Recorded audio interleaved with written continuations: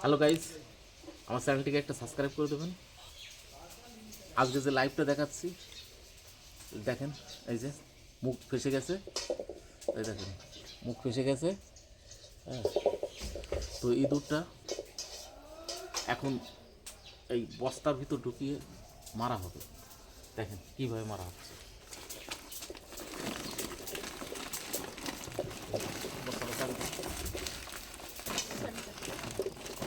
এইভাবে ধরুন।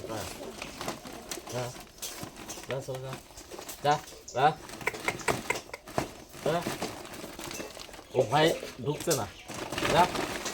হ্যাঁ ধরো, ধরো, ধরো, ধরো, ধরো।